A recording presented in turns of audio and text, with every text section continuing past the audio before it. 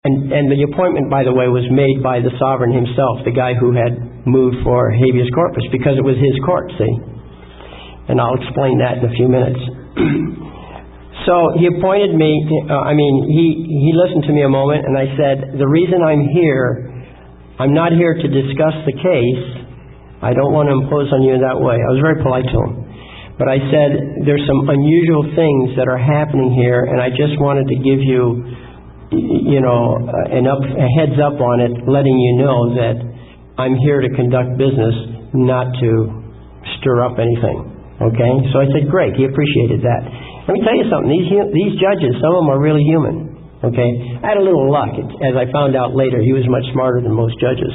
I didn't know it at the time, but it turned out this guy was really pretty sharp for a municipal court judge. But anyway, as I was talking to him, the prosecutor came in. He took one glance at me, obviously a fellow attorney, and so he started talking to the judge. And lo and behold, he's going to talk about the very same case I'm in. Now, you know that an attorney's not supposed to go in without the other party, right? So here I had him cold. Now, it was okay for me to be there because I was not representing him. I was an officer of the court, the Superior Court. And besides, I wasn't discussing the case anyway. I was just letting him know that I had a purpose. Well, the judge was pretty sharp. He cut that off real quick. Of course, if I wanted to push the issue, it was too late for the guy. But I let him off the hook. But we got out. When he called the case in the courtroom, I stood up and I had on my right the public defender that had been appointed to the case, and on my left I had the district attorney. And at some opportune moment I got a chance to speak. I was standing right between them.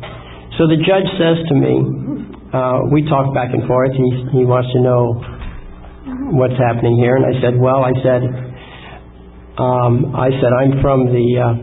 been appointed as a special master in the Superior Court of the State of California, and I am here today to observe the proceedings in this matter, and I'm here and now declaring the Superior Court of the State of California open and in session.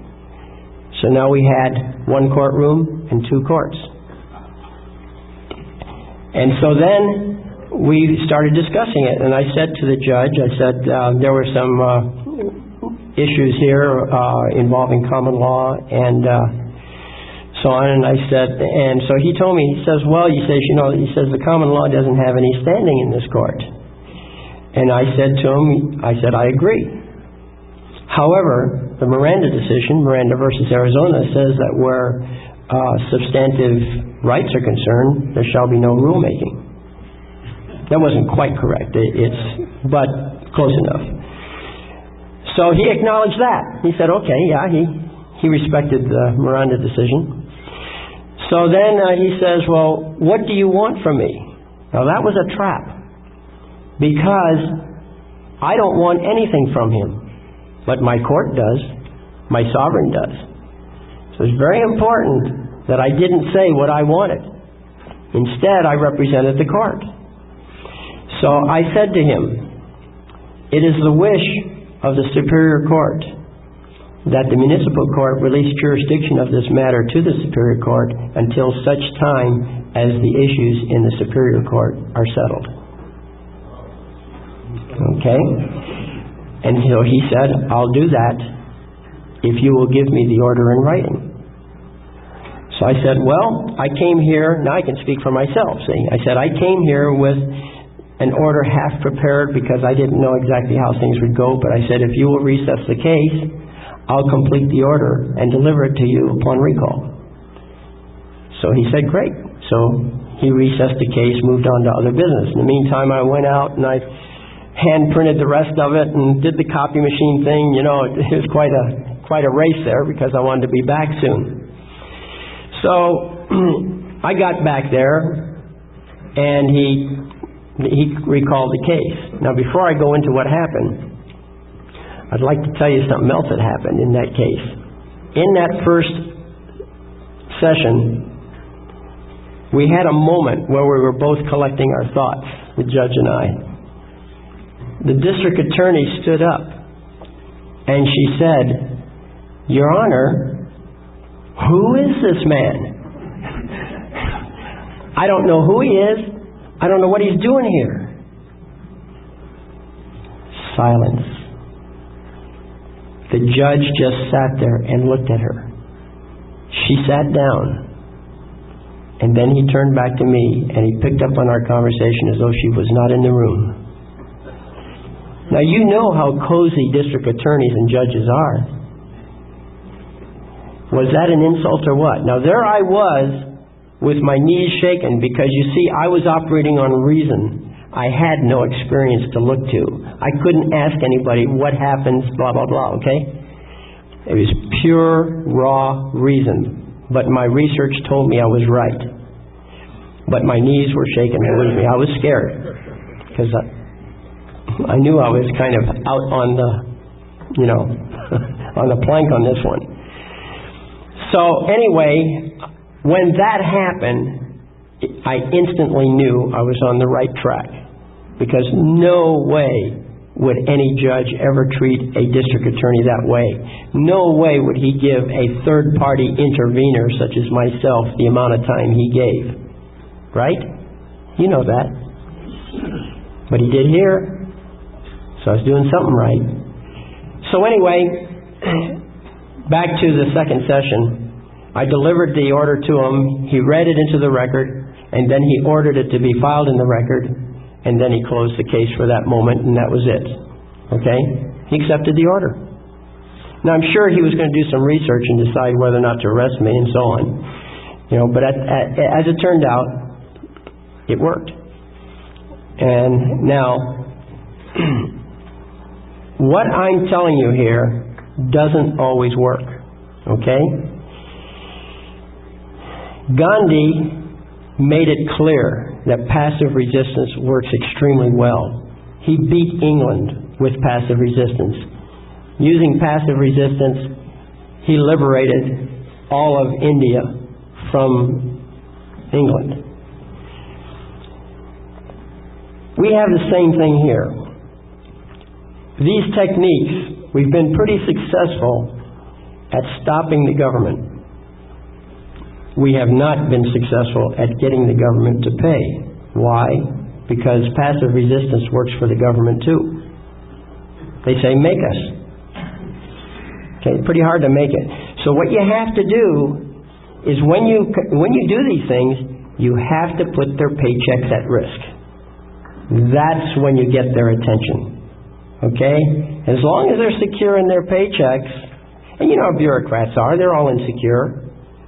Bureaucrats don't like to take risks. They're non-risk takers. And when you start suing them and including them in it and making a reasonable lawsuit to where it looks like, I might lose this one, all of a sudden their attitudes change. Also, another thing that is really, really important is attitude. Okay? Attitude is one of the key things. I do not buy into the concept that the government is evil. What I do buy into is that there's a lot of abusers in government. And my own experience has been that if you do your paperwork right, and of course if you have a high enough risk assessment on their paychecks, there are a lot of people in government who will back you up if you give them the tools to work with. There are a lot of people who don't agree with what the government's doing who are in government, but they're not going to put their jobs at risk.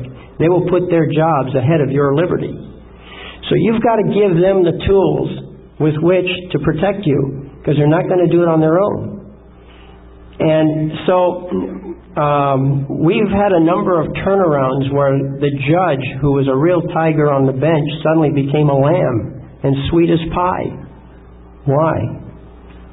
Wasn't anything that we directly said as far as we knew, and yet he did a 180. Well, I know a leopard doesn't change his spots. Isn't that the old story? So what happened? Well, what happened, and I'm theorizing because I don't know, but my theory is that we must have got him boxed in, and somebody, one of his perhaps wiser colleagues told him, you better quiesce this thing or you might get in trouble. See, that's what I can figure. That's what must have been happening. Or they might have just told him it was flat out wrong. So, all I know is that I select my target, I select my strategy, I go straight toward it as best I can, and I trust that there are honest people behind the scenes who I will never meet, never know about, but who will back me up if they can do so without risk. And how do they do it without risk? They look at the paperwork, and the paperwork's solid, and they let the guy know, hey, this is solid. Watch out, these guys might get you. You better get rid of this as fast as you can. Okay? That to me, and I count that as a win, even if I didn't collect any money. So, anyway, that's my little 2 cents worth of philosophy on that subject. Well, like I said, I can't cover in great detail everything, but I'm just going to skim along and introduce you to some ideas which I think you'll like. Let's go to the law notes. Oh, well, before that, I want to tell you about the devil and Daniel Webster. Okay? This is a great little story, written in 1936, I think it was. And the reason I put this story in here is because Daniel Webster was an attorney, among other things. The real Daniel Webster. This is a fictional story. It's a great little short story. First appeared in the Saturday Evening Post in 1936. And what I like about it is the common law in action. And there's the accuser. The magistrate came in. The jury was there. It was a jury of all Americans. I think the Pirate Teach was on there, and a few other interesting guys. They were all picked by the devil, okay, because it was his court, because he was the accuser. But it's such a neat little story, and it has some very, very wise advice. By example, it has some wise advice on how to deal with a jury. So, entertaining story. I think everybody should read it, and so that's why I put it in.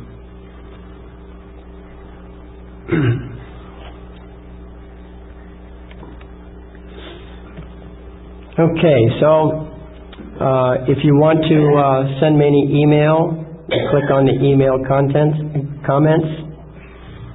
and that will bring up the email. So, PocoMail is one of my little packages I use. I didn't intend that, but okay.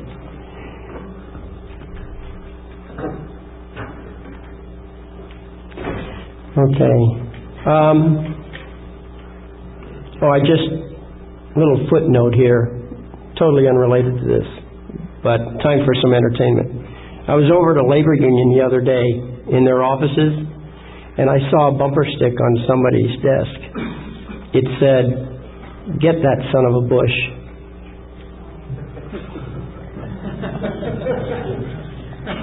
No, it said, "Get rid of him." That's what it said. Okay. Anyway, we'll go to the law notes. Now, the law notes, we have an overview, which is just a few words that are nice, but they don't mean much. We have the foundation right here, and the rest of it is supportive of the foundation, but the foundation is the most important part. If you're going to read this CD, I suggest that first chance you get, you read everything that's in the foundation, because that gives you the foundation on this strategy that I use. Okay? So let's take a quick spin through the foundation. The first thing is language and dictionaries. You remember 1984, that story? Here's a little quote from it. "How's the dictionary getting on?" Winston asked his comrade. Okay? "We're getting the language into its final shape," Syme answered.